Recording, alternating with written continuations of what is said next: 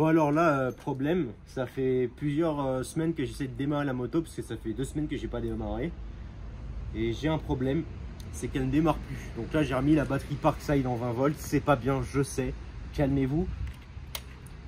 Mais juste pour vous montrer que là j'ai pas de starter, j'ai rien, j'appuie. Voilà, pourtant elle a de l'essence, elle a tout ce qu'il faut. Je vais prendre du nettoyant frein, je vais mettre dans l'admission d'air. Hein. Enfin, le peu de produit qui reste. Voilà, j'appuie.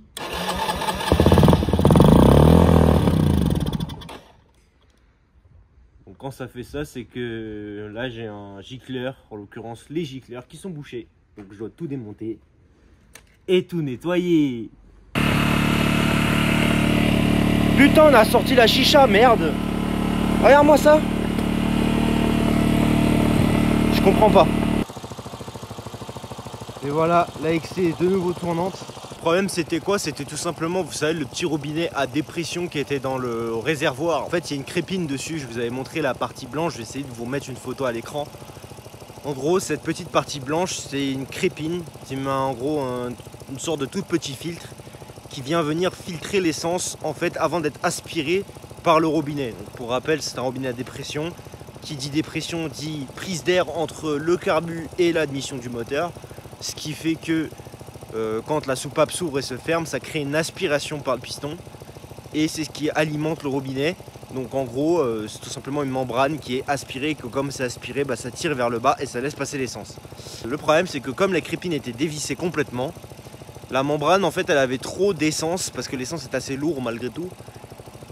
Elle avait trop d'essence dedans et la membrane s'ouvrait pas bien.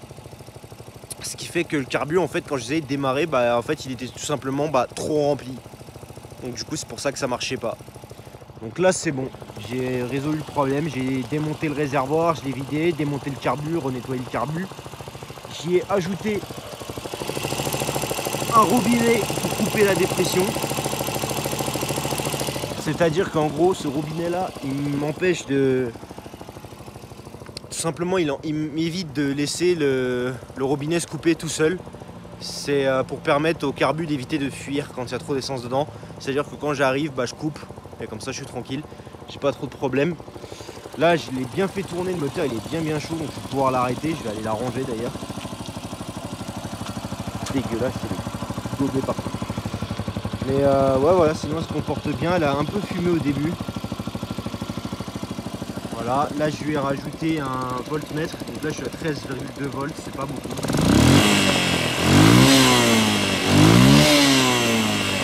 Là je suis à 14,2, voilà, au moins elle est chargée, ça devrait redescendre puisque quand, voilà, 13 volts, 13,4.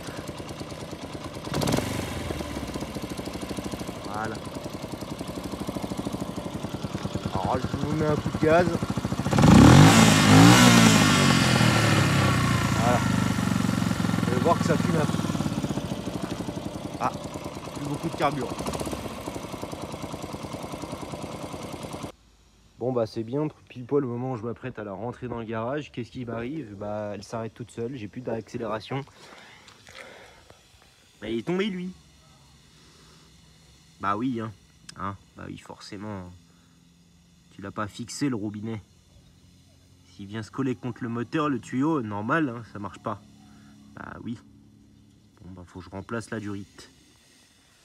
Et là on entend en dessous, ça crépite.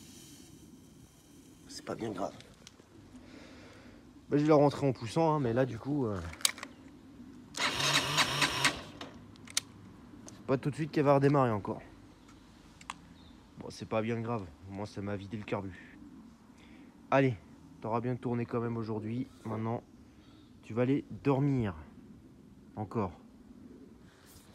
Pendant longtemps.